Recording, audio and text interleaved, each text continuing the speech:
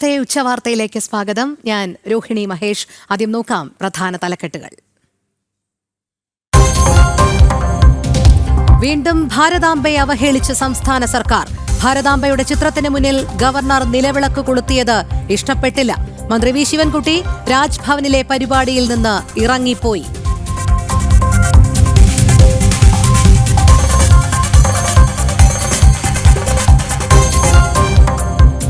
നിലമ്പൂരിൽ ഭേദപ്പെട്ട polling. Vote രേഖപ്പെടുത്തി 36% വോട്ടർമാർ. മഴ കുറഞ്ഞതോടെ പോളിംഗ് ഉയരും. ആത്മവിശ്വാസത്തോടെ മുന്നണികൾ.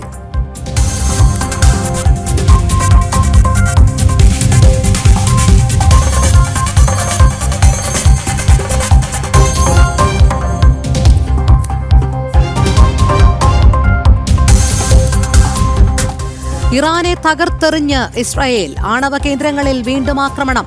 സൈനിക താവളങ്ങളിൽ മിന്നലാക്രമണം. ഇറാന്റെ യുറേനിയം സമ്പുഷ്ടീകരണ കേന്ദ്രത്തിലും ആക്രമണം. ഹിസ്ബുള്ള കമാൻഡറെ വധിച്ച് ഇസ്രായേൽ. ഇസ്രായേലിലെ ബിർഷെബ ആശുപത്രിയിലെ ആക്രമണത്തിന് വലിയ വില നൽകേണ്ടി വരുമെന്ന് ബെഞ്ചമിൻ നെതന്യാഹു.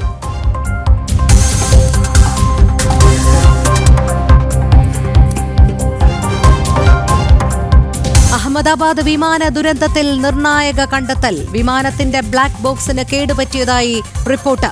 ഡേറ്റ പൂർണ്ണമായും വീണ്ടെടുക്കാൻ അമേരിക്കയിലേക്ക് അയക്കണമെന്ന് അധികൃതർ.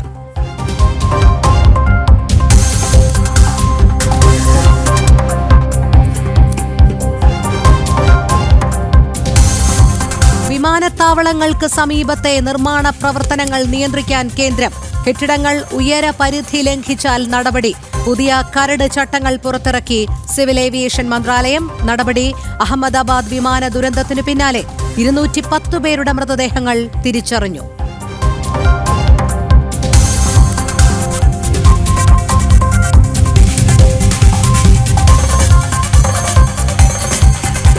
RSS വിരുദ്ധ പ്രചാരണത്തിൽ മുഖ്യമന്ത്രിക്കും CPM-നും മറുപടിയുമായി അഡ്വക്കേറ്റ് ഷോൺ ജോർജ്. RSS-നെ ഹിന്ദു സന്നദ്ധ സംഘടനയെന്ന് വിളിച്ച EMS-നെ തള്ളിപ്പറയുമോ എന്ന് ഷോൺ ജോർജ്. നിയമസഭയിലെ EMS-ന്റെ മറുപടി പുറത്തുവിട്ട് ഷോണിന്റെ FB പോസ്റ്റ്.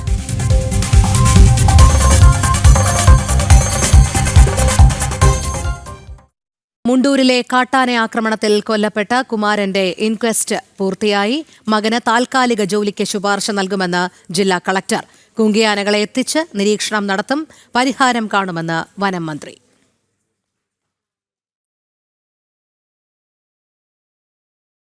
വിശദമായ വാർത്തകളിലേക്ക്. വീണ്ടും ഭാരതാംബയുടെ ചിത്രത്തെ അവഹേളിച്ച് സംസ്ഥാന സർക്കാർ. രാജ്ഭവനിൽ നടന്ന സ്കൗട്ട് ആൻഡ് ഗൈഡിന്റെ പരിപാടിയിൽ നിന്ന് മന്ത്രി വി ശിവൻകുട്ടി ഇറങ്ങിപ്പോയി. ഭാരതാംബയുടെ ചിത്രത്തിന് മുന്നിൽ നിലവിളക്ക് കൊളുത്തിയതും ഗവർണർ പുഷ്പാർച്ചന നടത്തിയതുമാണ് മന്ത്രിയെ ചൊടിപ്പിച്ചത്. ഗവർണർ നിലപാട് തിരുത്തണമെന്ന് വി ശിവൻകുട്ടി. അതേസമയം രാജ്ഭവൻ മന്ത്രിയുടെ വാദങ്ങൾ തള്ളി. മന്ത്രിയെ തെറ്റിദ്ധരിപ്പിച്ചിട്ടില്ലെന്നും രാജ്ഭവൻ വ്യക്തമാക്കി. കൂടുതൽ വിവരങ്ങളുമായി പ്രജിത് മോഹനൻ ചേരുന്നു. പ്രജിത്ത്, വീണ്ടും ഭാരതാംബയുടെ ചിത്രത്തെ അവഹേളിക്കുന്ന നടപടി തന്നെയാണ് സംസ്ഥാന സർക്കാരിന്റെ ഭാഗത്തു നിന്നും ഉണ്ടായിരിക്കുന്നത്, വി ശിവൻകുട്ടിയുടെ ഭാഗത്തു നിന്നും ഉണ്ടായിരിക്കുന്നത്. അതിനുശേഷം വി ശിവൻകുട്ടി എന്തുകൊണ്ടാണ് താൻ അവിടെ നിന്നും ഇറങ്ങിപ്പോയത് എന്നത് സംബന്ധിച്ചുള്ള ചില ന്യായീകരണങ്ങളൊക്കെ നടത്തുന്നുണ്ട്. പക്ഷേ ഇതൊക്കെ പൂർണ്ണമായും രാജ്ഭവൻ തള്ളുന്ന നിലപാടുമല്ലേ നമുക്ക് കാണാൻ കഴിയുന്നത്?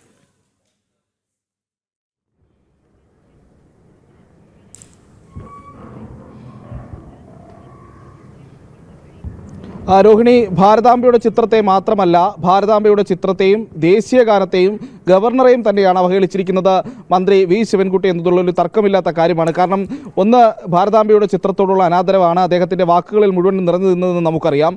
ഇനി അദ്ദേഹത്തിൻ്റെ പ്രവർത്തികളിലേക്ക് കൂടി നമ്മൾ കടക്കേണ്ടതുണ്ട്. അദ്ദേഹം ഒരു ഗവർണർ പങ്കെടുക്കുന്ന പരിപാടിക്ക് അതിന് കൃത്യമായ പ്രോട്ടോക്കോളുകളുണ്ട്. അത് രാജ്ഭവനിൽ കൂടിയാകുമ്പോൾ അത് ഏറ്റവും കർശനമായി നടപ്പിലാക്കപ്പെടേണ്ട വിഷയം കൂടിയാണ്. ഇത്തരത്തിൽ ഗവർണർ പങ്കെടുക്കുന്ന പരിപാടിയിൽ മറ്റുള്ളവർ നേരത്തെ എത്തുകയും ഗവർണർക്കൊപ്പമോ ഗവർണർക്ക് മുമ്പോ ആ വേദിയിൽ ഉണ്ടാകണം എന്നുള്ളത് കൂടി പരിഗണിക്കേണ്ട ഒരു വിഷയമാണ്. അല്ലെങ്കിൽ കൃത്യസമയം പാലിക്കണം എന്നുള്ളത് ഒരു നിഷ്കർഷയായിട്ടുള്ള കാര്യമാണ്. അങ്ങനെ ഒരു സാഹചര്യത്തിൽ മന്ത്രി എത്തിയത് ഈ പരിപാടിക്ക് നിശ്ചയിച്ചിരിക്കുന്ന സമയത്തിന് ശേഷമാണ്. അതായത് പരിപാടി തുടങ്ങി മന്ത്രിയുടെ തന്നെ വാക്കുകൾ പറയുകയാണെങ്കിൽ ഗവർണർ ഭാരതാംബയുടെ ചിത്രത്തിൽ പുഷ്പാർച്ചന നടത്തുകയും ഭദ്രദീപം കൊളുത്തുകയും ചെയ്തതിന് ശേഷമാണ് മന്ത്രി അവിടെ എത്തിയത് എന്നുള്ളതാണ്. അപ്പോൾ ഒന്ന്, പ്രോട്ടോകോൾ ലംഘനത്തിന്റെ ആദ്യഘട്ടം തന്നെ ഉണ്ടായിരിക്കുന്നു. ദേശീയ ഗാനത്തിന് ശേഷം ഗവർണർ പങ്കെടുക്കുന്ന ഒരു പരിപാടിയിൽ ഗവർണർക്ക് ശേഷവും, ഗവർണർ എത്തി പരിപാടി ആരംഭിച്ചതിന് ശേഷവുമാണ് മന്ത്രി കടന്നു വരുന്നത്. തുടർന്ന് ഗവർണർ ഇരിക്കുന്ന ചടങ്ങിൽ മന്ത്രി ഒരു രാഷ്ട്രീയ പ്രസംഗം നടത്തുന്നു. അത് ഭാരതാംബയുടെ ചിത്രത്തെ അവഹേളിക്കുന്ന രീതിയിൽ ഒരു രാഷ്ട്രീയ പ്രസംഗം തന്നെ നടത്തുന്നു. അതിനുശേഷം അദ്ദേഹം അവിടെ നിന്ന് മടങ്ങുന്ന സാഹചര്യമാണ് ഉണ്ടായത്. ഗവർണറുടെ പരിപാടി ആരംഭിക്കുന്നതിനും അവസാനിക്കുന്നതിനും മുൻപ് ഈ പറയുന്ന രീതിയിൽ 2 തവണ ദേശീയഗാനം ആലപിക്കുന്നതുണ്ട്. ചടങ്ങിൽ പങ്കെടുക്കുന്ന എല്ലാവരും ആ ദേശീയഗാനം ആലപിക്കുന്നതുമാണ് സാധാരണഗതിയിലുള്ള രീതി. ഇതിന് 2നും മന്ത്രി തയ്യാറായിട്ടില്ല. ഒന്ന്, ദേശീയഗാനം ചൊല്ലിയതിനു ശേഷമാണ് അദ്ദേഹം എത്തിയത്. അദ്ദേഹം പരിപാടി തീരുന്നതിന് മുൻപ് മടങ്ങി. അങ്ങനെ ദേശീയഗാനം രണ്ടാമത് ചൊല്ലുന്നതിനും അദ്ദേഹം കാത്തുനിന്നില്ല എന്നുള്ളത് കൂടി പറയേണ്ടതുണ്ട്. അടുത്തത്, ഗവർണറെ ഒരു വേദിയിലിരുത്തി അദ്ദേഹത്തിന് മുന്നിൽ, വിദ്യാർത്ഥികൾക്ക് മുന്നിൽ രാഷ്ട്രീയ പ്രസംഗം നടത്തുന്നു. അതിനുശേഷം ഗവർണർ ഇരിക്കുമ്പോൾ തന്നെ ആ വേദി വിടുന്നതും ഗുരുതരമായ പ്രോട്ടോകോൾ ലംഘനമായി തന്നെയാണ് രാജ്ഭവൻ വിലയിരുത്തുന്നത്. നമുക്ക് രാജ്ഭവനുമായി സംസാരിക്കുമ്പോഴും ഇതാണ് മനസ്സിലാകുന്നത്. അതോടൊപ്പം തന്നെ മന്ത്രി ആവർത്തിച്ച് പറയുന്ന ഒരു കാര്യമെന്ന് പറയുന്നത്, ഈ ദീപപ്രജ്വലനമടക്കമുള്ള കാര്യങ്ങളിൽ ഭാരതാംബയുടെ ചിത്രത്തിന് മുന്നിൽ ദീപം തെളിയിക്കുന്ന അടക്കമുള്ള കാര്യങ്ങൾ തന്നെ അറിയിച്ചിട്ടില്ല എന്നുള്ളതാണ്. അത്തരത്തിൽ ഉണ്ടാകില്ല എന്ന് തുടങ്ങിയിട്ടുള്ള കാര്യങ്ങൾ ആണ് മന്ത്രി പറഞ്ഞിരുന്നത്, അല്ലെങ്കിൽ അത്തരം അറിവാണ് തനിക്ക് ഉണ്ടായിരുന്നത് എന്നൊക്കെയുള്ള നിലപാടുകളാണ് മന്ത്രി വി ശിവൻകുട്ടി ഇങ്ങനെ ആവർത്തിച്ചുകൊണ്ടിരിക്കുന്നത്. അതിലേറ്റവും ശ്രദ്ധേയമായ കാര്യം, ഗവർണറുടെ പരിപാടിക്ക് വളരെ മുൻപ് തന്നെ പ്രോട്ടോകോൾ തയ്യാറാക്കുന്നതും അത് രേഖാപരമായി തന്നെ അറിയിക്കുന്നതുമാണ്. ഇതൊന്നും കൃത്യമായി മനസ്സിലാക്കാതെയാണോ സംസ്ഥാനത്തെ വിദ്യാഭ്യാസ മന്ത്രി ഇത്തരം പരിപാടികൾക്ക് പോകുന്നത് എന്നുള്ളൊരു ചോദ്യം അവിടെ ഉയരുന്നുണ്ട്. അത്തരത്തിൽ നൽകിയിട്ടുള്ള പ്രോട്ടോകോൾ പ്രകാരം നൽകിയിട്ടുള്ള രേഖയിലും കൃത്യമായി ദീപപ്രജ്വലനം എത്ര സമയത്ത് എന്നുള്ള കാര്യത്തിൽ കൃത്യമായ നിർദ്ദേശം അതിനകത്ത് നൽകിയിട്ടുണ്ട്. അതൊന്നും ഇല്ലായിരുന്നു എന്നുള്ളതാണ് മന്ത്രി പറയുന്നത്. മന്ത്രിയുടെ അത്തരം വാദങ്ങളെല്ലാം തള്ളിക്കളയുകയാണ് രാജ്ഭവൻ. പ്രത്യേകിച്ച് ഭാരതാംബയുടെ ചിത്രം ഒഴിവാക്കുമെന്ന് ഒരു ഘട്ടത്തിലും ആരോടും അങ്ങനെ ഒരു അറിയിപ്പ് നൽകിയിട്ടില്ല. ദീപപ്രജ്വലനം അടക്കമുള്ള കാര്യത്തിൽ മുൻ നിലപാടുകൾ തന്നെയാണ് രാജ്ഭവൻ സ്വീകരിച്ചിരുന്നത്. മന്ത്രിക്ക് ഏതെങ്കിലും തരത്തിലുള്ള ഉറപ്പോ അല്ലെങ്കിൽ മന്ത്രിയെ തെറ്റിദ്ധരിപ്പിക്കുന്ന നിലപാടോ സ്വീകരിച്ചിട്ടില്ല എന്നുള്ളതാണ് രാജ്ഭവൻ പറയുന്നത്. ഇതിൽ മറ്റ് വിമർശനങ്ങളും സജീവമായി വരുന്നുണ്ട്. പ്രത്യേകിച്ച് ഇത് നിലമ്പൂർ ഉപതെരഞ്ഞെടുപ്പിൽ വോട്ടർ എടുപ്പ് നടക്കുന്ന ദിവസം തന്നെ ഇത്തരത്തിലുള്ളൊരു വിവാദം സൃഷ്ടിക്കാൻ സംസ്ഥാനത്തെ വിദ്യാഭ്യാസ മന്ത്രിയും സർക്കാരുമൊക്കെ മനഃപൂർവ്വം ശ്രമിച്ചതാണെന്നുള്ള ആരോപണങ്ങൾ പല കോണിൽ നിന്ന് ഉയരുന്നുണ്ട്. പ്രത്യേകിച്ച് ഭാരതാംബയുടെ ചിത്രം രാജ്ഭവനിൽ ഉണ്ടാകുന്ന ഒരു പരിപാടിയിൽ, അത് കഴിഞ്ഞ കുറച്ചു കാലമായി രാജ്ഭവനിലെ ഒരു രീതിയാണ്, അതുണ്ടാകുമെന്നുള്ള കാര്യം കൃത്യമായി മന്ത്രിക്ക് അറിയാവുന്നതാണ്. ഇത്തരത്തിൽ ഗവർണർ എപ്പോഴും അവിടെ ദീപം തെളിയിക്കുന്നതും പുഷ്പാർച്ചന നടത്തുന്ന ഒരു പതിവുള്ള കാര്യമാണ്. അത്തരം ഒരു പരിപാടിയിൽ പങ്കെടുക്കുമ്പോൾ അത്തരം ഒരു സംവിധാനം, ഒരു നടപടിക്രമം അവിടെ ഉണ്ടാകുമെന്ന് മന്ത്രി കൃത്യമായി മനസ്സിലാക്കിക്കൊണ്ട് തന്നെയാണ് മന്ത്രി ആ പരിപാടിക്ക് എത്തിയതെന്ന് ഈ ഘട്ടത്തിൽ പറയേണ്ടി വരും. അങ്ങനെ എത്തുന്നു, അവിടെ ഒരു പ്രശ്നമുണ്ടാക്കുന്നു, രാഷ്ട്രീയ പ്രസംഗം നടത്തുന്നു. തൊട്ട് പിന്നാലെ മന്ത്രിക്കായി കാത്തു നിൽക്കുന്ന ചില മാധ്യമങ്ങൾ അത് വലിയ വാർത്താ പ്രാധാന്യത്തോടെ ഒരു വിവാദം എന്ന രീതിയിൽ അവതരിപ്പിക്കുന്നു. തുടർന്ന് പെട്ടെന്ന് തന്നെ മന്ത്രി വി ശിവൻകുട്ടി പുറത്തെത്തിയത് മാധ്യമങ്ങൾക്ക് സംസാരിക്കുന്ന അതേ സമയത്ത് തന്നെ മന്ത്രി പി രാജീവ് അടക്കമുള്ളവർ മാധ്യമങ്ങളെ കണ്ട് ഈ വിഷയത്തിൽ പ്രതികരണങ്ങൾ നടത്തുന്നതുമെല്ലാം കൃത്യമായ ആസൂത്രണത്തോടെയാണ് ഇത്തരമൊരു പരിപാടി നടന്നത് എന്നടക്കമുള്ള വിമർശനങ്ങളിലേക്ക് കാര്യങ്ങൾ എത്തിക്കുന്നു എന്നുള്ളത് ഈ ഘട്ടത്തിൽ നമ്മൾ പറയേണ്ടിയിരിക്കുന്നു. അങ്ങനെ വലിയ വിമർശനമാണ് ഇപ്പോൾ മന്ത്രിയുടെ ഈ ഭാഗത്തു നിന്നുണ്ടായ, പ്രത്യേകിച്ച് ഭാരതാംബയുടെ ചിത്രത്തെയും ദേശീയ ഗാനത്തെയും ഗവർണറെയും ഒക്കെ പ്രോട്ടോകോൾ ലംഘനം പോലും നടത്തിയിട്ടുള്ള ഈ അധിക്ഷേപത്തിലൂടെ, ഈ അവഹേളനത്തിലൂടെ അദ്ദേഹം നടത്തിയത് എന്നുള്ളത് പറയേണ്ടിയിരിക്കുന്നു. അതോടൊപ്പം തന്നെ ചില മാധ്യമങ്ങൾക്ക് മുന്നിലൊക്കെ അദ്ദേഹം പ്രതികരിച്ച രീതിയും ഒരു സംസ്ഥാന മന്ത്രിയുടെ നിലവാരത്തിന് ചേർന്നതാണോ തുടങ്ങിയിട്ടുള്ള വിമർശനങ്ങളും ഈ ഘട്ടത്തിൽ ഉയരുന്നുണ്ട്. ഇനി അറിയേണ്ടത്, ഈ പ്രോട്ടോകോൾ ലംഘനം ഉണ്ടായതിൽ രാജ്ഭവൻ ഏതെങ്കിലും രീതിയിലുള്ള വിശദീകരണം തേടുമോ എന്നുള്ളതാണ്. അത്തരം നടപടികൾക്കായി അല്ലെങ്കിൽ അത്തരം ഇടപെടലുകൾ ഉണ്ടാകുമോ എന്നുള്ളതും കാത്തിരുന്ന് കാണേണ്ടതുണ്ട്. രോഹിണി. ശരി പ്രജിത്ത്, എന്തായാലും സംസ്ഥാന സർക്കാരിന്റെ അസഹിഷ്ണുത തന്നെയാണ് വീണ്ടും മറനീക്കി പുറത്തുവരുന്നത്. വീണ്ടും ഭാരതാംബയുടെ ചിത്രത്തെ അവഹേളിച്ചിരിക്കുകയാണ് സംസ്ഥാന സർക്കാർ. രാജ്ഭവനിൽ നടന്ന സ്കൗട്ട് ആൻഡ് ഗൈഡിന്റെ പരിപാടിയിൽ നിന്ന് മന്ത്രി വി ശിവൻകുട്ടി ഇറങ്ങിപ്പോയി. ഭാരതാംബയുടെ ചിത്രത്തിന് മുന്നിൽ നിലവിളക്ക് കൊളുത്തിയതും ഗവർണർ പുഷ്പാർച്ചന നടത്തിയതുമാണ് മന്ത്രിയെ ചൊടിപ്പിച്ചത്. പ്രജിത്ത് മോഹനനാണ് വിവരങ്ങൾ നൽകിയത്. നിലമ്പൂർ വിധിയെഴുതുന്നു.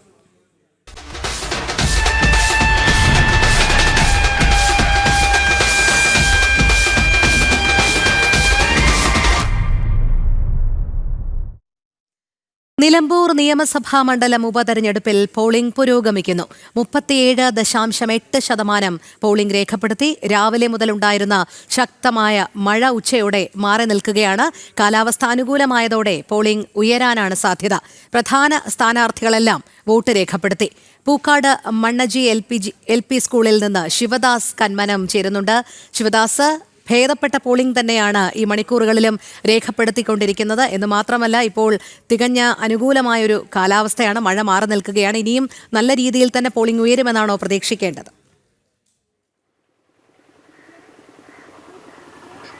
തീർച്ചയായും രാവിലെ 7 മണി മുതൽ ആരംഭിച്ച പോളിംഗ് ഇപ്പോഴും പുരോഗമിച്ചുകൊണ്ടിരിക്കുകയാണ്. ഭേദപ്പെട്ട ഒരു പോളിംഗ് തന്നെയാണ്. ഏകദേശം ഇതുവരെ 5 മണിക്കൂർ പിന്നിട്ടപ്പോൾ 37.85% പോളിംഗ് ഇതുവരെ രേഖപ്പെടുത്തിയിട്ടുണ്ട്. ഇപ്പോഴും ഭേദപ്പെട്ട പോളിംഗ് തന്നെയാണ് നമുക്ക് പലയിടത്തും കാണാൻ കഴിയുന്നത്. നമ്മളോടൊപ്പം ഇപ്പോൾ NDA സ്ഥാനാർത്ഥി കൂടിയായ അഡ്വക്കേറ്റ് മോഹൻ ജോർജ് ഉണ്ട്. അദ്ദേഹം രാവിലെ മുതൽ തന്നെ നിരവധി ബൂത്തുകളിൽ സന്ദർശിച്ചിരുന്നു.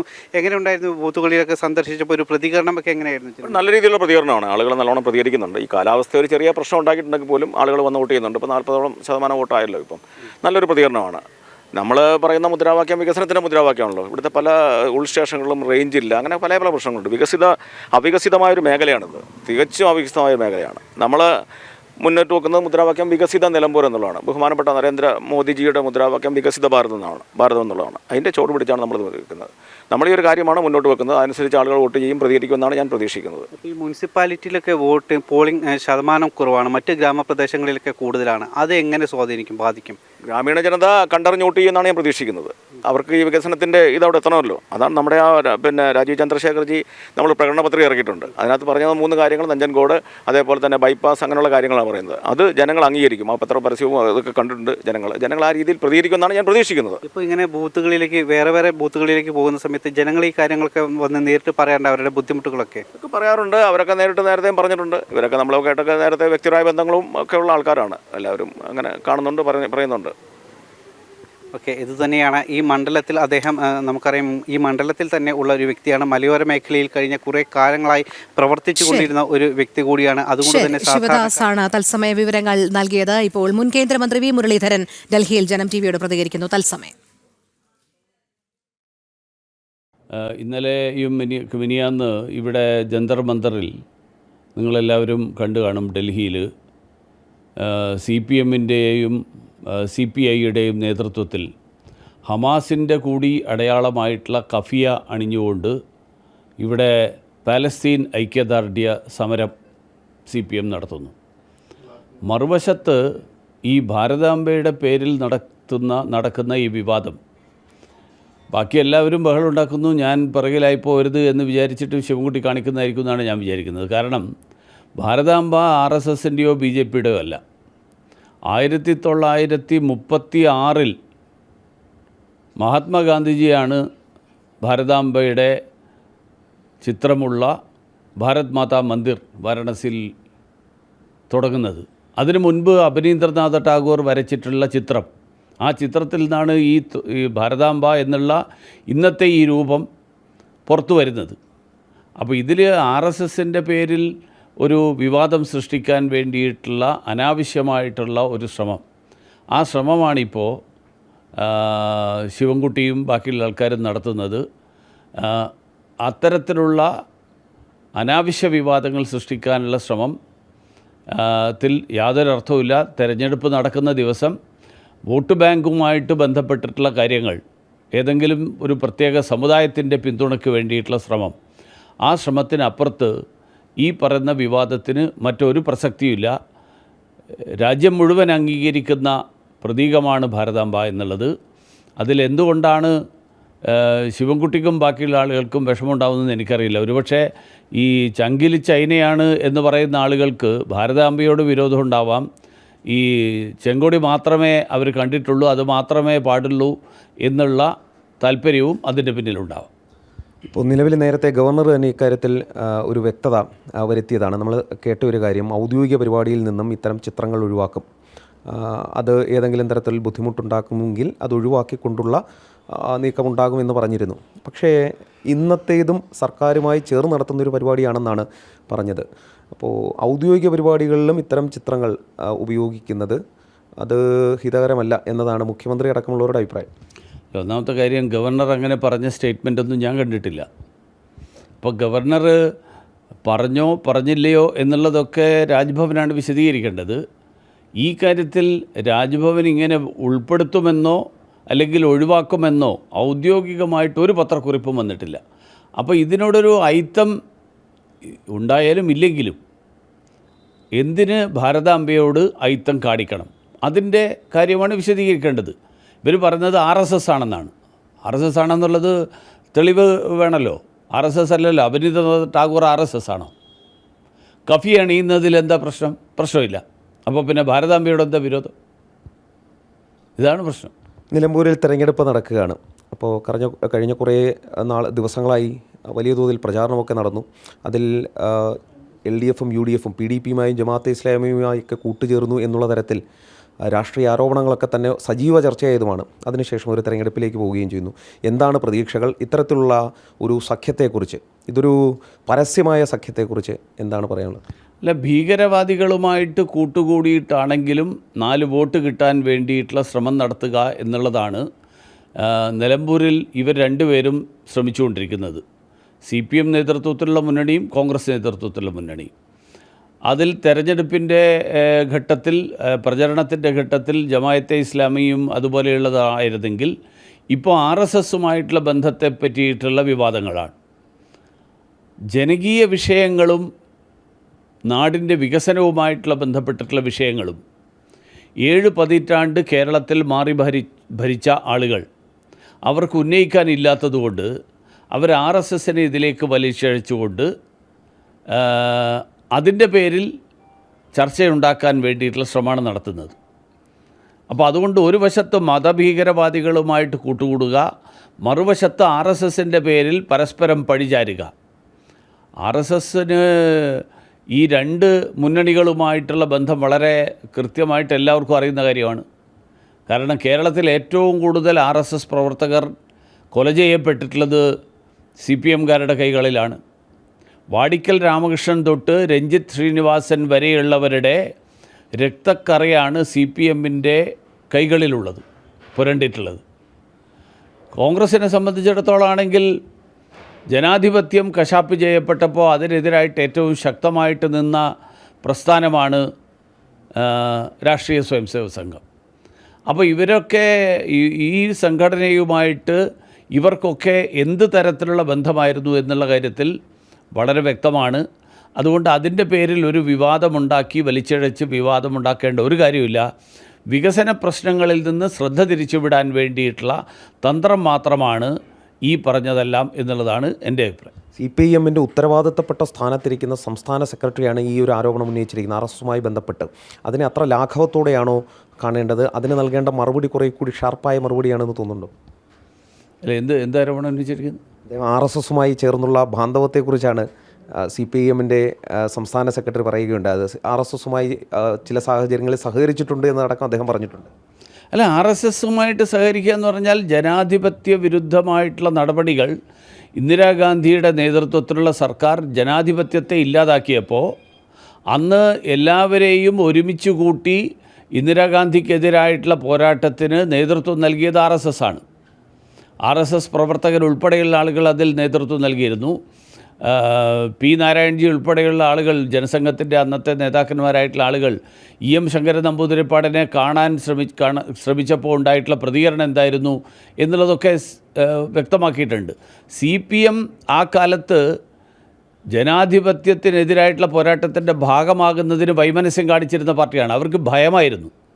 അവർ പറഞ്ഞത് ഞങ്ങൾക്ക് ഇതിനെതിരായിട്ട് അത്രയും അങ്ങനെ പരസ്യമായിട്ട് രംഗത്തിറങ്ങാൻ ബുദ്ധിമുട്ടാണെന്നാണ്. പക്ഷേ അവർക്ക് ഉള്ളിൻ്റെ ഉള്ളിൽ അവരുടെ കൂട്ടത്തിലുള്ള ധാരാളം ആളുകൾ, ആ ആളുകൾ ഇന്ദിരാഗാന്ധിയുടെ അടിയന്തരാവസ്ഥയും ജനാധിപത്യ വിരുദ്ധ നടപടികളെയും എതിർത്തിരുന്നു. അതിൻ്റെ ഫലമായിട്ടാണ് 77 അടിയന്തരാവസ്ഥ പിൻവലിക്കപ്പെട്ടതിന് ശേഷം കണ്ണൂർ ജില്ലയിൽ ഉൾപ്പെടെ കേരളത്തിലെ വിവിധ സ്ഥലങ്ങളിൽ CPM പ്രവർത്തകരായിരുന്ന ആളുകൾ CPMൻ്റെ നിഷ്ക്രിയത്വത്തിൽ മനം മടുത്തിട്ടാണ് RSSുമായിട്ട് ചേർന്ന് പ്രവർത്തിക്കാൻ തീരുമാനിച്ചത്. അതിനെ തുടർന്നാണ് കണ്ണൂരിലെ സംഘർഷങ്ങളുടെയൊക്കെ തുടക്കം ഉണ്ടാകുന്നത്. ഒരു കാര്യം കൂടി അവസാനിപ്പിക്കാം. ഈ ഇറാനിൽ സംഘർഷം രൂക്ഷമായിക്കൊണ്ടിരിക്കുകയാണ്. ഇറാനിലും ഇസ്രയേലുമാണെങ്കിലും അവിടെ നിന്നുള്ള മലയാളികളുടെയൊക്കെ ഒരു മടങ്ങിവരവ് സംബന്ധിച്ച് വലിയ ആശങ്ക നിലനിൽക്കുകയും ചെയ്യുന്നുണ്ട്. താങ്കളുടെ ഭാഗത്തു നിന്നും അക്കാര്യത്തിലുള്ള ഇടപെടലുകൾ ഏതെങ്കിലും തരത്തിലുള്ള? ഇന്ത്യൻ എംബസി ഈ എല്ലാ സ്ഥലങ്ങളിലും, അത് ഇസ്രായേലിലാണെങ്കിലും ഇറാനിലാണെങ്കിലും, ഇന്ത്യൻ എംബസി അതത് സ്ഥലങ്ങളിലുള്ള ഇന്ത്യക്കാരായിട്ടുള്ള ആളുകളുമായിട്ട് നിരന്തര ബന്ധം പുലർത്തിക്കൊണ്ടിരിക്കുകയാണ്.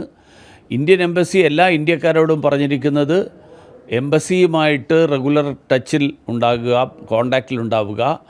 അവിടെ നിന്ന് തിരിച്ചു പോരണം എന്നാഗ്രഹിക്കുന്ന ആളുകൾക്ക് അവിടുത്തെ സാഹചര്യങ്ങളിൽ ഏതൊക്കെ തരത്തിൽ അവരെ അവിടെ നിന്ന് മടക്കി കൊണ്ടുവരാൻ കഴിയും എന്നുള്ളതിനുള്ള മാർഗങ്ങൾ ഇന്ത്യൻ എംബസികൾ ആരാഞ്ഞുകൊണ്ടിരിക്കുകയാണ്. ഞാൻ മനസ്സിലാക്കുന്നത് അർമേനിയ വഴി ഒരു സംഘം ഇന്ത്യയിൽ എത്താൻ വേണ്ടിയിട്ട് ഇന്നലെ എത്തുമെന്നുള്ളതായിരുന്നു വാർത്തകൾ. തുടർന്നുള്ള ദിവസങ്ങളിലും അങ്ങനെ ആളുകളെ കൊണ്ടുവരാൻ വേണ്ടിയിട്ടുള്ള ശ്രമം വിദേശകാര്യ വകുപ്പും അതത് സ്ഥലങ്ങളിലെ എംബസികളും ഊർജിതമായി നടത്തിക്കൊണ്ടിരിക്കുന്നു എന്നുള്ളതാണ്. ലോകത്തെല്ലായിടത്തും ഇന്ത്യയുടെ വിദേശകാര്യ വകുപ്പ് കഴിഞ്ഞ കുറേ കാലങ്ങളായിട്ട് അപകടത്തിൽപ്പെടുന്ന ഇന്ത്യക്കാരെ മുഴുവൻ തിരിച്ചെത്തിക്കാൻ വേണ്ടിയിട്ടുള്ള ശ്രമം, അതിനു വേണ്ടിയിട്ടുള്ള കൺട്രോൾ റൂം ഓപ്പൺ ചെയ്യുക, അതിനു വേണ്ടിയിട്ട് ഇന്ത്യക്കാരുമായിട്ട് നിരന്തരമായിട്ടുള്ള ബന്ധം പുലർത്തുക, ആ സ്ഥലങ്ങളിലെ സുരക്ഷിതത്വവും സാഹചര്യവും വിലയിരുത്തിക്കൊണ്ട് എങ്ങനെ എപ്പോൾ ആളുകളെ ഏത് വഴിയിലൂടെ അവിടെ നിന്ന് ഒഴിപ്പിക്കണം എന്നുള്ള മാർഗങ്ങൾ ആരായുകയും അതിനുള്ള വഴികൾ കണ്ടെത്തുകയും ചെയ്യുന്നത് അതത് സ്ഥലത്തെ ഇന്ത്യൻ എംബസികൾ സജീവമായിട്ട് ഇക്കാര്യത്തിൽ വ്യാപൃതരാണ്. കോൺഗ്രസിനെതിരെ തുറന്നടിച്ച് ശശി തരൂർ MP. നിലമ്പൂർ ഉപതെരഞ്ഞെടുപ്പ് പ്രചാരണത്തിന് തന്നെ ക്ഷണിച്ചില്ലെന്നും തരൂർ, നേതൃത്വവുമായി അഭിപ്രായ വ്യത്യാസമുണ്ടെന്നത് സത്യമാണെന്നും രാഷ്ട്രം കഴിഞ്ഞേ രാഷ്ട്രീയമുള്ളൂവെന്നും ആവർത്തിച്ച് ശശി തരൂർ. കൂടുതൽ വിവരങ്ങളുമായി ടിൻഡു ദാസ് ചേരുന്നു. ടിൻഡു, ഒരിക്കൽ കൂടി ശശി തരൂർ തന്റെ നിലപാട് വ്യക്തമാക്കുന്നു. രാഷ്ട്രം കഴിഞ്ഞേ രാഷ്ട്രീയമുള്ളൂ എന്ന് അദ്ദേഹം അടിവരയിട്ട് പറയുന്നതോടൊപ്പം തന്നെ കോൺഗ്രസിനെതിരെയുള്ള ഒരു തുറന്ന പോര്, നിലമ്പൂർ ഉപതെരഞ്ഞെടുപ്പിൽ തന്നെ ക്ഷണിച്ചിട്ടില്ല എന്നുള്ളൊരു തുറന്നു പറച്ചിലേക്കും തരൂർ എത്തി നിൽക്കുകയാണല്ലേ?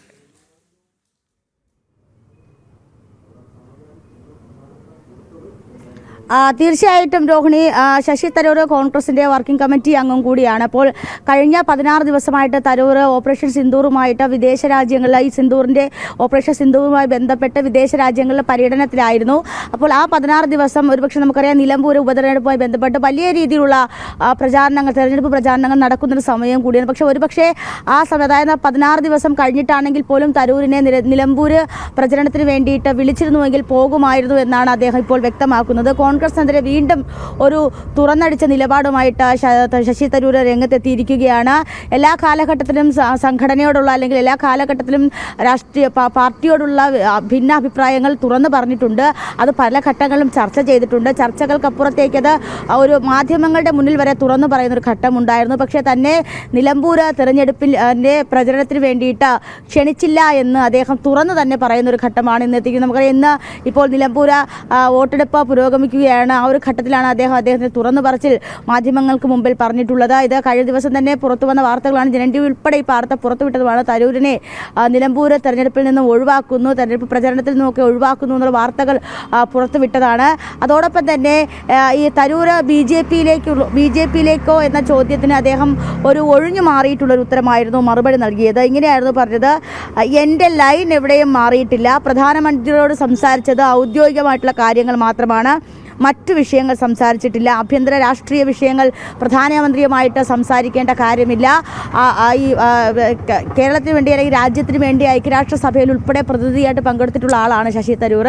അപ്പോൾ എല്ലാ കാലഘട്ടത്തിലും രാഷ്ട്രീയം മറന്നുകൊണ്ട് ദേശീയതയ്ക്കൊപ്പം, അല്ലെങ്കിൽ ദേശീയത എന്ന ആശയത്തോടൊപ്പം രാഷ്ട്രത്തോടൊപ്പം നിൽക്കുക എന്നത് ഒരു ഇന്ത്യൻ പൗരൻ എന്ന നിലയിൽ, ഒരു ഭാരതത്തിൻ്റെ പൗരൻ എന്ന നിലയിൽ താൻ അതിൽ കടപ്പെട്ടിരിക്കുന്നു എന്നൊരു മറുപടി കൂടി അദ്ദേഹം പറഞ്ഞു വയ്ക്കുന്നുണ്ട്. അപ്പോൾ ദേശീയതയുടെ നിലപാടിനോടൊപ്പം എന്ന് അദ്ദേഹം പറയാതെ പറയുന്നുണ്ട്.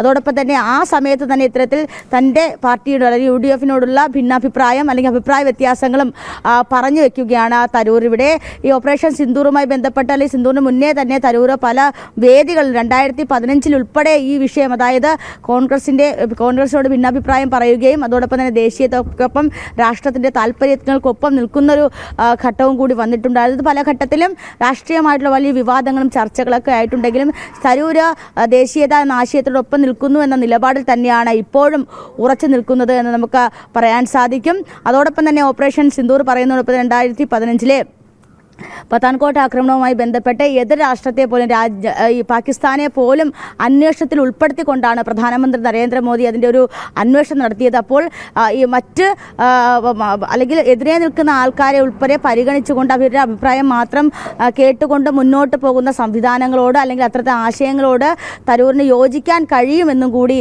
ഇവിടെ പറഞ്ഞു വെക്കുന്നുണ്ട്. ഈ ഒരുപക്ഷെ UDF-ന് ലഭിച്ചതൊരു മികച്ച സ്ഥാനാർത്ഥിയാണ്. ആ സ്ഥാനാർത്ഥി വിജയിക്കട്ടെ എന്ന് പറയുമ്പോഴും എല്ലാ കാലത്തും സംഘടനയോടും സംഘാടകരോടുള്ള എതിർപ്പുകളും ഇന്ന് നടത്തിയ വാർത്താ സമ്മേളനത്തിൽ പറയുന്നുണ്ട്.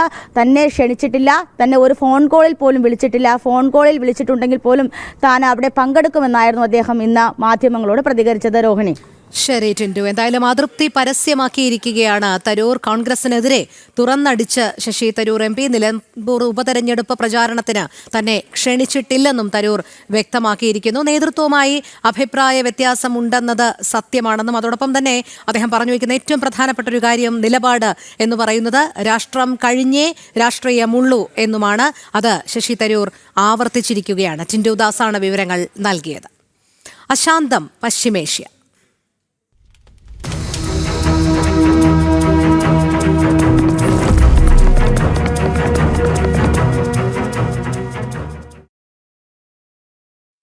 ഇറാന്റെ തന്ത്രപ്രധാന കേന്ദ്രങ്ങളിൽ ആക്രമണം നടത്താൻ നിർദ്ദേശം നൽകി ഇസ്രായേൽ പ്രതിരോധ മന്ത്രി. ആക്രമണത്തിന്റെ തീവ്രത വർദ്ധിപ്പിക്കണം, വിട്ടുവീഴ്ചയില്ലാത്ത നടപടികൾ പ്രധാനമന്ത്രി നിർദ്ദേശിച്ചതായി ഇസ്രായേൽ ഗാഡ്സ്.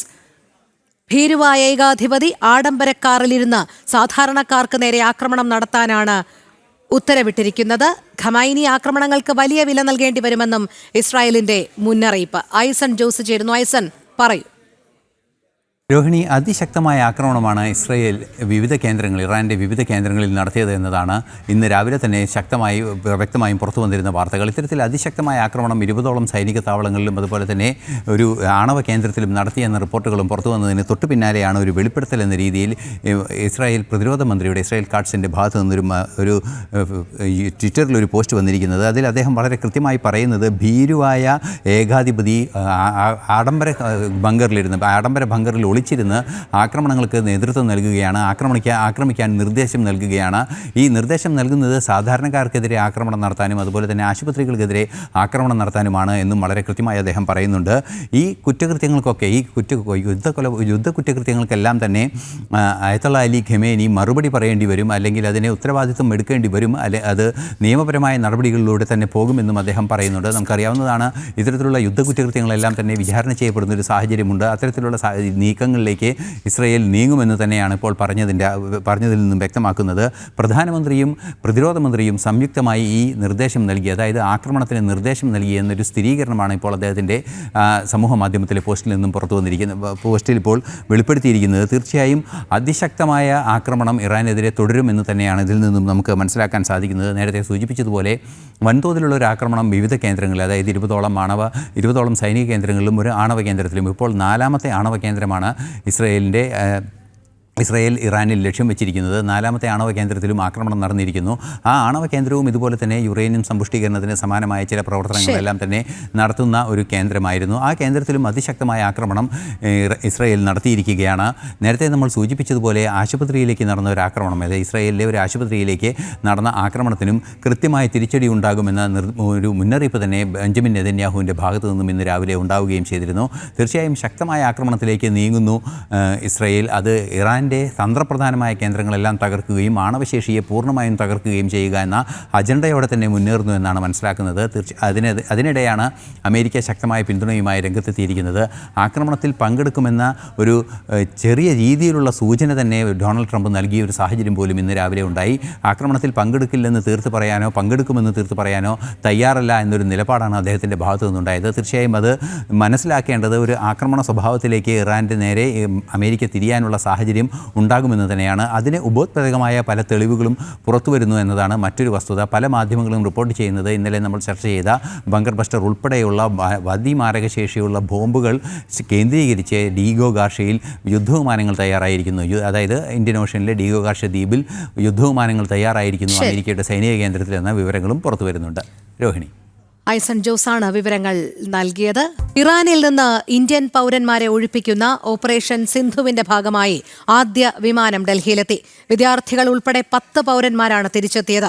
ദേശീയ പതാകയുമായി പുറത്തിറങ്ങിയ വിദ്യാർത്ഥികൾ സർക്കാരിന് നന്ദി അറിയിച്ചു. മുഴുവൻ ഇന്ത്യൻ പൗരന്മാരെയും സുരക്ഷിതമായി തിരിച്ചെത്തിക്കുമെന്ന് കേന്ദ്രമന്ത്രി കീർത്തിവർദ്ധൻ സിംഗ് വ്യക്തമാക്കി. ഇസ്രായേൽ ഇറാൻ സംഘർഷം രൂക്ഷമായതോടെയാണ് ഇറാനിൽ നിന്ന് ഭാരതത്തിന്റെ പൗരന്മാരെ തിരിച്ചെത്തിക്കുന്നതിന് ഓപ്പറേഷൻ സിന്ധു ആരംഭിച്ചത്. ഇറാനിൽ നിന്ന് അയൽ രാജ്യങ്ങളായ അർമേനിയയിലേക്കും തുർക്ക്മെനിസ്ഥാനിലേക്കും ഇന്ത്യക്കാരെ സുരക്ഷിതമായി മാറ്റുന്ന നടപടി തുടരുകയാണ്. അർമേനിയയുടെ തലസ്ഥാനമായ യെരെവാനിൽ നിന്ന് പുറപ്പെട്ട ആദ്യ വിമാനം ഡൽഹിയിലെത്തി. ജമ്മു കശ്മീരിൽ നിന്നുള്ള 90 വിദ്യാർത്ഥികൾ ഉൾപ്പെടെ 110 പേരാണ് വിമാനത്തിലുണ്ടായിരുന്നത്. ത്രിവർണ്ണ പതാകയുമായി പുറത്തിറങ്ങിയ വിദ്യാർത്ഥികൾ രക്ഷാദൌത്യത്തിന് സർക്കാരിന് നന്ദി അറിയിച്ചു. We are very thankful to our government, our embassy ने बहुत क्विक काम किया, हमें बहुत जल्दी इवैक्यूएट किया, उसके लिए हम बहुत थैंकफुल हैं। वहाँ पे हालात खराब होने से पहले ही हमें इवैक्यूएट कर लिया। तो we are so thankful to Indian embassy. तो फिर सडनली इंडियन एम्बेसी एक्शन में आई और उन्होंने हमें वहाँ से बाहर निकाला and we feel proud to be an Indian today. ഇറാനിൽ നിന്നും ഇസ്രായേലിൽ നിന്നും ഭാരതത്തിന്റെ മുഴുവൻ പൗരന്മാരെയും സുരക്ഷിതമായി തിരിച്ചെത്തിക്കുമെന്ന് വിദേശകാര്യ സഹമന്ത്രി കീർത്തിവർദ്ധൻ സിംഗ് പറഞ്ഞു. ഇറാൻ, ഇസ്രായേൽ, ഇന്ത്യൻ എംബസികൾ പ്രത്യേക ഹെൽപ്പ് ലൈൻ ആരംഭിച്ച് പൗരന്മാരുടെ സുരക്ഷ ഉറപ്പാക്കുന്നുണ്ടെന്നും അർമേനിയ, തുർക്ക്മെനിസ്ഥാൻ രാജ്യങ്ങളിൽ നിന്ന് കൂടുതൽ വിമാനങ്ങൾ എത്തുമെന്നും അദ്ദേഹം പറഞ്ഞു. So we have planes ready. We'll be sending another plane today. We are evacuating some more people from Turkmenistan. Today another plane will be going. And our missions have opened a 24-hour line for any request for evacuation. And as the situation evolves, we'll be sending more planes, more chartered flights to evacuate all Indian nationals from Iran. ടെഹ്റാനിൽ നിന്നും 12 മലയാളി വിദ്യാർത്ഥികൾ എംബസിയുമായി ബന്ധപ്പെട്ടിട്ടുണ്ട്. ഇവർ വരും ദിവസങ്ങളിൽ മടങ്ങിയെത്തും. ഇസ്രായേലിൽ സ്ഥിതി വഷളാവുകയാണെങ്കിൽ 2500-ലധികം പേരെ തിരിച്ചെത്തിക്കേണ്ടി വരും. Israel വിടാൻ താൽപര്യമുള്ളവർ എംബസിയിൽ എത്രയും വേഗം രജിസ്റ്റർ ചെയ്യണമെന്ന് അറിയിച്ചിട്ടുണ്ട്. ഇന്ത്യയുടെ രക്ഷാദൌത്യത്തിന് ഇറാനും ഇസ്രായേലും അർമേനിയയും തുർക്ക്മെനിസ്ഥാനും ഉൾപ്പെടെയുള്ള രാജ്യങ്ങൾ പൂർണ്ണ സഹകരണം പ്രഖ്യാപിച്ചിട്ടുണ്ട്. ജനം, ഡൽഹി. അഹമ്മദാബാദ് വിമാന ദുരന്തത്തിൽ നിർണായക കണ്ടെത്തൽ. എയർ ഇന്ത്യയുടെ ബോയിംഗ് 787 ഡ്രീം ലൈനർ വിമാനത്തിന്റെ ബ്ലാക്ക് ബോക്സ് കേടുപറ്റിയതായാണ് റിപ്പോർട്ടുകൾ. ഡേറ്റ പൂർണ്ണമായി വീണ്ടെടുക്കാൻ അമേരിക്കയിലേക്ക് അയക്കേണ്ടി വരുമെന്ന് അധികൃതർ അറിയിച്ചു.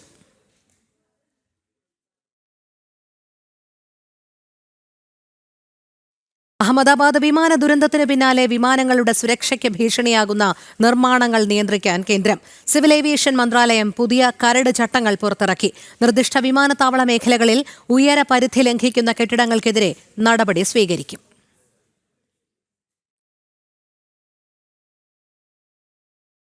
അഹമ്മദാബാദ് വിമാന ദുരന്തത്തിൽ 210 പേരുടെ മൃതദേഹങ്ങൾ DNA പരിശോധനയിലൂടെ തിരിച്ചറിഞ്ഞു. 187 മൃതദേഹങ്ങൾ ബന്ധുക്കൾക്ക് വിട്ടു നൽകിയെന്നും നടപടികൾ വേഗത്തിലാക്കാൻ നിർദ്ദേശം നൽകിയിട്ടുണ്ടെന്നും ഗുജറാത്ത് മന്ത്രി ഋഷികേശ് പട്ടേൽ അറിയിച്ചു.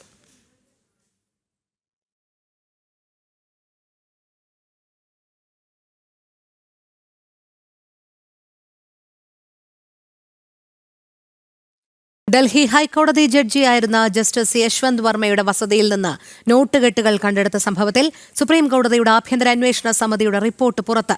ജസ്റ്റിസ് യശ്വന്ത് വർമ്മയ്ക്കെതിരായ ആരോപണത്തിന് മതിയായ തെളിവുകളുണ്ട്. കത്തിയ നോട്ടുകെട്ടുകൾ സ്റ്റോർ റൂമിൽ നിന്ന് മാറ്റിയെന്ന റിപ്പോർട്ട്.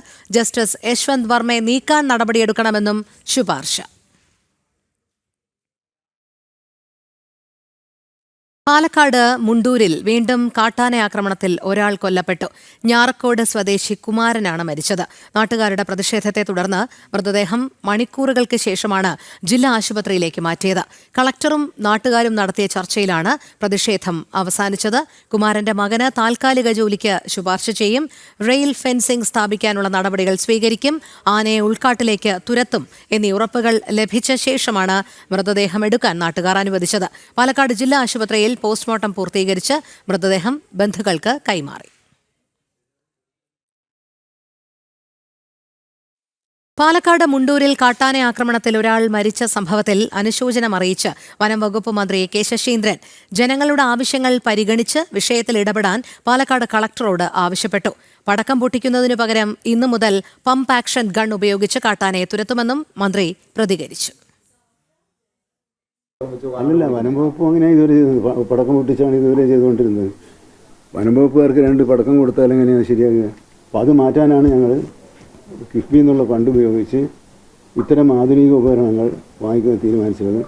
അവിടെ ക്യാമറ സ്ഥാപിച്ചിട്ടുണ്ടായിരുന്നു. ക്യാമറ ഫലപ്രദമായി പ്രവർത്തിക്കുന്നുണ്ടോ എന്നൊരു സംശയം ജനങ്ങൾ ഉന്നയിച്ചിട്ടുണ്ട്. അത് പരിശോധിക്കുകയും അത് പ്രവർത്തിക്കുന്നില്ലെങ്കിൽ മാറ്റി സ്ഥാപിക്കുകയും ചെയ്യാൻ ഇന്ന് കളക്ടർ അവരോട് സംസാരിക്കും. കളക്ടറോട് ഞാൻ നിർദ്ദേശിച്ചിട്ടുള്ളത് അവർ പറയുന്ന ന്യായമായ കാര്യങ്ങളെല്ലാം സമ്മതിക്കണം, അതിനുള്ള തീരുമാനമെടുക്കാം. ആ തീരുമാനമെടുക്കാൻ അവർക്ക് അധികാരമുണ്ട്. അതിനാവശ്യമായ നടപടികൾ ഗവൺമെൻറ്റിൻ്റെ ഭാഗത്തുണ്ടാകുമെന്ന് കളക്ടറോട് സംസാരിച്ചിട്ടുണ്ട്. അവിടുത്തെ ജനപ്രതിനിധികളായിട്ട് സംസാരിച്ചിട്ടുണ്ട്. ഉത്തർപ്രദേശിലെ സംഭൽ സംഘർഷത്തിൽ സമാജ്വാദി പാർട്ടി MP സിയ ഉർ റഹ്മാൻ ബാർക്ക് ഉൾപ്പെടെ 23 പേർക്കെതിരെ കുറ്റപത്രം. 1000 പേജുള്ള കുറ്റപത്രമാണ് പ്രത്യേക MP-MLA കോടതിയിൽ സമർപ്പിച്ചത്. പ്രകോപനപരമായ പ്രസ്താവനകളും കലാപാഹ്വാനങ്ങളും സംഘർഷത്തിലേക്ക് നയിച്ചെന്ന് കണ്ടെത്തൽ. ജിഷ്ണു കൃഷ്ണൻ ചേരുന്നു കൂടുതൽ വിവരങ്ങളുമായി. ജിഷ്ണു, വിശദാംശങ്ങൾ. രോഹിണി, ഉത്തർപ്രദേശ് സംഭൽ സംഘർഷത്തിൽ ഇപ്പോൾ പോലീസ് കുറ്റപത്രം സമർപ്പിച്ചിരിക്കുകയാണ്. അതിൽ സമാജ്വാദി പാർട്ടി MP സിയ ഉർ റഹ്മാൻ ബാർക്ക്, കൂടാതെ സമാജ്വാദി പാർട്ടിയുടെ തന്നെ MLA ഇക്ബാൽ മഹമ്മൂദിന്റെ മകൻ സുഹൈൽ ഇക്ബാൽ തുടങ്ങി 23 പേർക്കെതിരെയാണ് കുറ്റപത്രം സമർപ്പിച്ചിട്ടുള്ളത്. കൂടാതെ കണ്ടാൽ അറിയാവുന്ന 800-ലധികം പേരും കുറ്റക്കാരാണ് എന്നുള്ളത് പോലീസ് ചൂണ്ടിക്കാട്ടിയിട്ടുണ്ട്. വളരെ കൃത്യമായി കലാപാഹ്വാനം നടത്തുകയും സംഘർഷത്തിന് വഴിവെക്കുകയും ചെയ്തു എന്നുള്ളതാണ് കുറ്റപത്രത്തിൽ ചൂണ്ടിക്കാട്ടിയിട്ടുള്ളത്. കഴിഞ്ഞ നവംബറിലാണ് ഉത്തർപ്രദേശിലെ സംഭലിൽ ഷാഹി ജുമാ മസ്ജിദിൽ കോടതിയുടെ ഉത്തരവ് പ്രകാരം സർവേക്ക് എത്തിയിട്ടുള്ള ഉദ്യോഗസ്ഥരെ ഈ തീവ്ര ഇസ്ലാമിസ്റ്റുകൾ തടയുകയും അത് പിന്നീട് ഒരു വലിയ വർഗീയ സംഘർഷത്തിലേക്ക് വഴിവെക്കുകയും ചെയ്തിട്ടുള്ളത്. 5-ലധികം പേർ കൊല്ലപ്പെട്ടു. നിരവധി വീടുകളും കടകളും വാഹനങ്ങളും തീവച്ച് നശിപ്പിക്കുകയുണ്ടായി. നിരവധി പേർക്ക് പരിക്കേറ്റു. പോലീസ് മണിക്കൂറുകൾ നീണ്ട ഇടപെടൽ നടത്തിയായിരുന്നു ആ ഒരു സംഘർഷം വലിയൊരു കലാപത്തിലേക്ക് വഴിമാറാതെ അന്ന്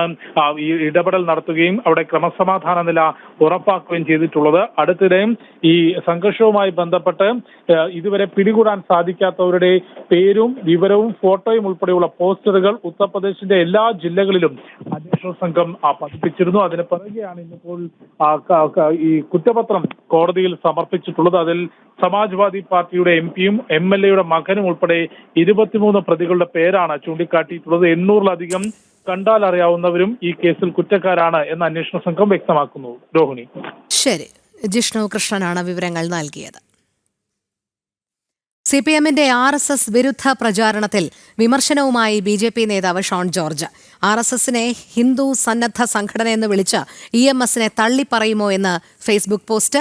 നിയമസഭാ ചോദ്യത്തിനുള്ള EMS-ന്റെ മറുപടി പുറത്തുവിട്ടാണ് വിമർശനം. പ്രജിത് മോഹനൻ ചേരുന്നു. പ്രജിത്ത്, കഴിഞ്ഞ ദിവസമുണ്ടായ RSS വിവാദങ്ങൾക്ക് കൃത്യമായ മറുപടി തന്നെയാണ് ഇപ്പോൾ BJP നേതാവായ ഷോൺ ജോർജിന്റെ ഭാഗത്തു നിന്നും ഉണ്ടായിരിക്കുന്നത്.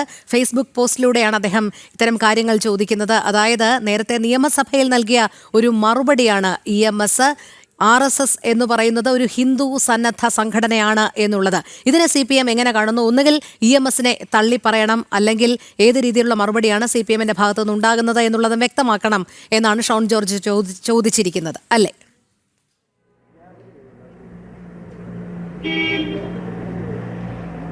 രോഹിണി, അങ്ങനെ തന്നെയാണ്. ഒന്ന്, ഈ നിലമ്പൂർ ഉപതെരഞ്ഞെടുപ്പിൻ്റെ പശ്ചാത്തലത്തിൽ RSS-ന് മുകളിൽ പ്രത്യേക നിറം ചാർത്തി തീവ്ര മുസ്ലിം സംഘടനകളുടെയൊക്കെ വോട്ട് ബാങ്ക് സ്വന്തമാക്കാനുള്ളൊരു ശ്രമം CPM-ന്റെ ഭാഗത്ത് നിന്ന് കഴിഞ്ഞ കുറച്ച് ദിവസമായി നടക്കുന്നുണ്ട്. അതിനു വേണ്ടിയിട്ടുള്ള നിരവധി പ്രചരണങ്ങൾ CPM-ഉം CPM-ന്റെ വിവിധ നേതാക്കളും നടത്തുന്നുണ്ട്. പക്ഷേ BJP നേതാവ് ഷോൺ ജോർജ് ഇത് ഒരു തരത്തിൽ പറഞ്ഞാൽ CPM-ന്റെ ഈ ആരോപണങ്ങളുടെ എല്ലാം മുനയൊടിക്കുന്ന രീതിയിലാണ് ഇപ്പോൾ രംഗത്ത് വന്നിരിക്കുന്നത്.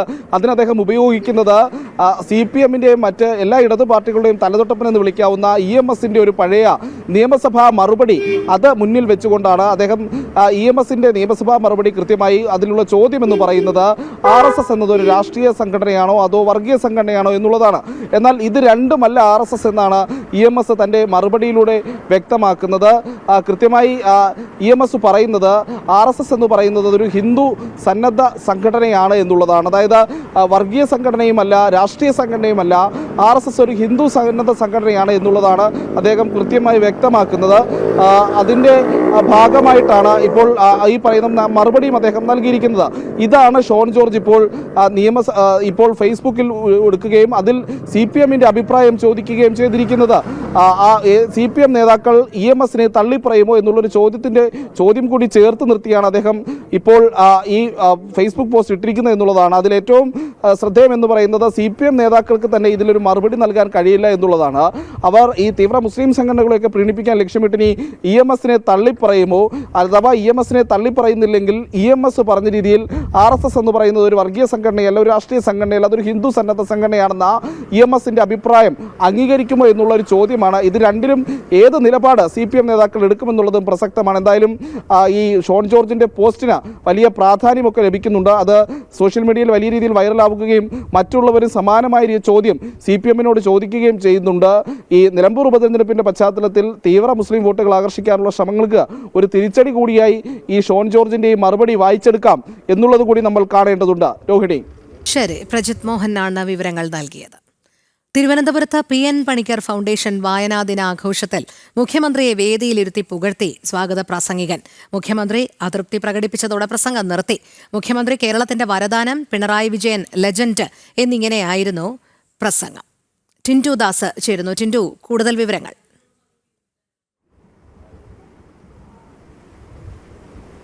നമുക്ക് ടിൻറ്റുവിലേക്ക് എത്തുന്നതിന് മുൻപ് പ്രസംഗത്തിന്റെ ചില പ്രസക്ത ഭാഗങ്ങൾ കൂടി കേൾക്കാം.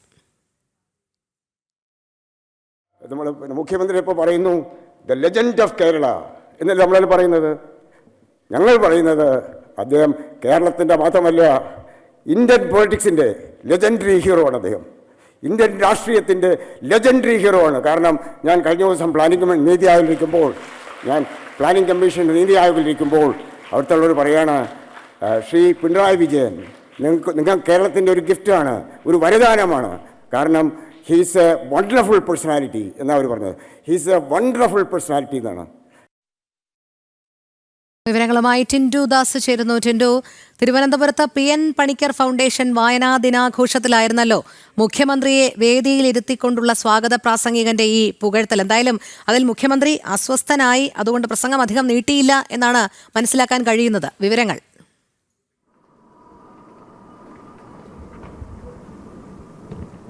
തീർച്ചയായിട്ടും രോഹിണി, PN പണിക്കർ വായന ദിന വാരാഘോഷവുമായി ബന്ധപ്പെട്ട് തിരുവനന്തപുരത്ത് ടാഗോർ തിയേറ്ററിൽ നടന്ന പരിപാടിയിലാണ് സംഘാടകനും അതോടൊപ്പം തന്നെ നിലവിൽ ഈ PN പണിക്കർ ഗ്രന്ഥശാലയുടെ ചുമതലയുള്ള N ബാലഗോപാൽ മുഖ്യമന്ത്രിയെ പുകഴ്ത്തിക്കൊണ്ട് സംസാരിക്കുന്നത്. നമുക്ക് ആ സ്വാഗത പ്രസംഗത്തിൽ ഉടനീളം കാണാൻ സാധിക്കും. മുഖ്യമന്ത്രി ഇന്ത്യൻ പൊളിറ്റിക്സിൻ്റെ ലെജൻഡറി മുഖമാണെന്ന് പറഞ്ഞുകൊണ്ടാണ് ഈ സ്വാഗത പ്രസംഗം തുടങ്ങുന്നത്. അതോടൊപ്പം തന്നെ അദ്ദേഹം ഇല്ലായിരുന്നുവെങ്കിൽ ഈ നിലവിലെ രാഷ്ട്രീയ സാഹചര്യം തന്നെ മാറുമായിരുന്നു.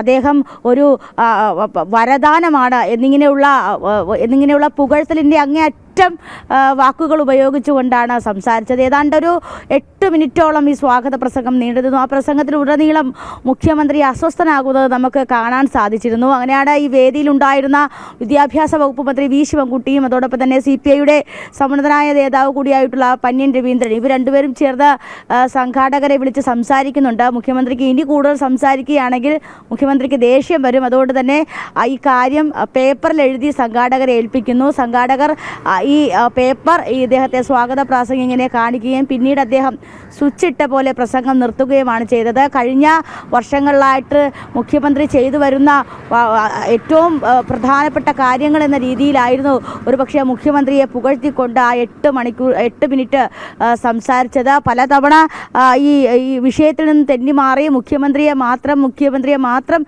ഊന്നൽ നിർത്തിക്കൊണ്ട് മുഖ്യമന്ത്രിയെ പുകഴ്ത്തി പറയുന്ന രീതിയിലായിരുന്നു സ്വാഗത പ്രസംഗം മുഴുവൻ തയ്യാറാക്കിയിരുന്നതെന്ന് പറയേണ്ടത്. പക്ഷേ മുഖ്യമന്ത്രി അതിന് കാര്യമായിട്ട് തന്നെ ആ വേദിയിൽ നിന്ന് അസ്വസ്ഥനാകുന്നുണ്ട്. അങ്ങനെയാണ് ഇത്തരത്തിൽ സംഘാടകരും മന്ത്രി V ശിവൻകുട്ടി ഇടപെടുകയും അതോടൊപ്പം തന്നെ പന്ന്യൻ രവീന്ദ്രനും കൂടി ഇടപെട്ടുകൊണ്ട് ഒരു കുറിപ്പെഴുതി കൊടുത്ത് പെട്ടെന്ന് തന്നെ സ്വാഗത പ്രസംഗികനെ ആ പോഡിയത്തിൻ്റെ സൈഡിൽ നിന്ന് മാറ്റുന്നത്. അതിനുശേഷം മുഖ്യമന്ത്രി ഉദ്ഘാടന പ്രസംഗത്തിൽ വരുമ്പോൾ വിവേകവും ബുദ്ധിയും അതോടൊപ്പം തന്നെ ഈ എങ്ങനെയാണ് വായിക്കേണ്ടത് എന്നതിനെ പറ്റി വളരെ വാചാലനാകുന്ന സമയത്ത് മുഖ്യമന്ത്രി തന്നെ ഈ സംഘാടകൻ്റെ മുഖത്ത് നോക്കുന്നുണ്ട്. അപ്പോൾ വളരെ ആക്ഷേപകരമായിട്ടുള്ള രീതിയിൽ ഒരു വളരെ ആക്ഷേപകരമായിട്ടുള്ള രീതിയിൽ തന്നെയായിരുന്നു ഇന്നത്തെ വായനാ ദിനാഘോഷ പരിപാടി എന്ന് പറയുന്നത്.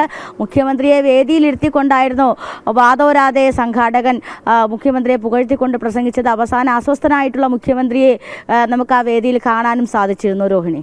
ശരി, ടിൻറ്റുവാണ് വിവരങ്ങൾ നൽകിയത്.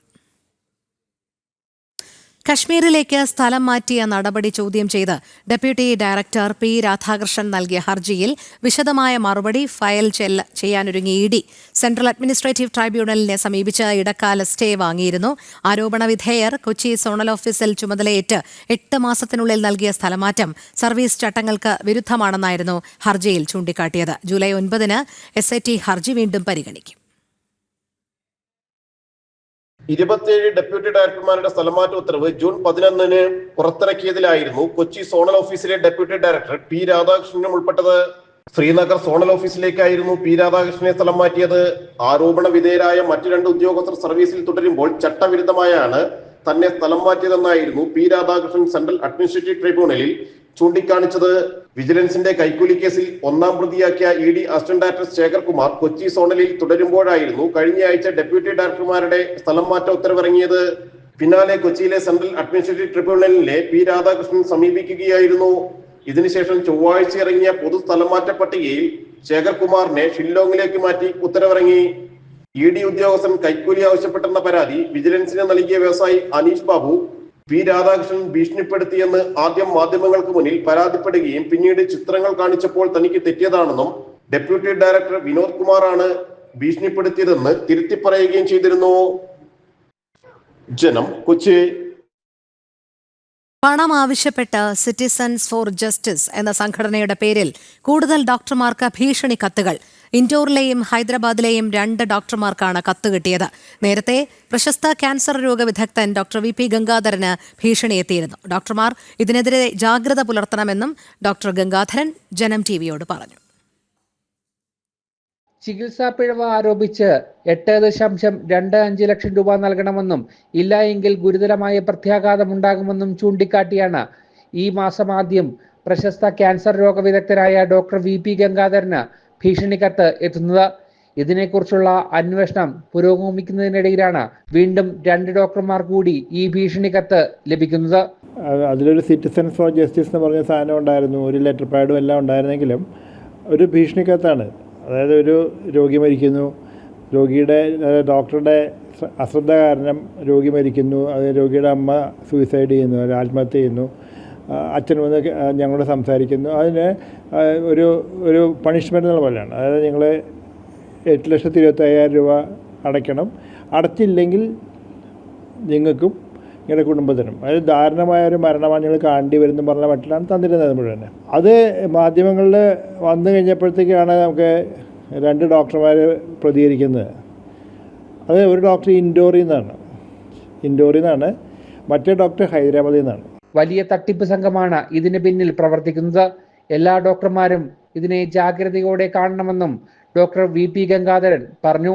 100% സ്കാമാണ്, സൈബർ സ്കാമാണ്, പൈസയ്ക്ക് വേണ്ടി മാത്രമുള്ളൊരു ശ്രമമാണ്. അത് വീഴരുതെന്ന് പറയാൻ വേണ്ടി മാത്രമായിട്ട് ഞാൻ ഇന്ന് ഇത് പറയാൻ കാരണം. അത് 2ഉം ഞാൻ അയച്ചു തരാൻ കാരണം അതുകൊണ്ട് തന്നെയാണ്. അന്ന് ഈ കത്ത് ലഭിച്ചപ്പോൾ വലിയ സങ്കടവും ആശങ്കയും ഉണ്ടായി.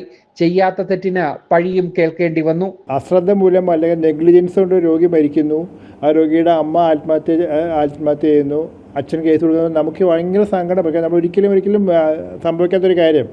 അതൊരു 100 പേര് കേൾക്കുമ്പോൾ 1-2 ആൾക്കാരെ വിശ്വസിക്കും.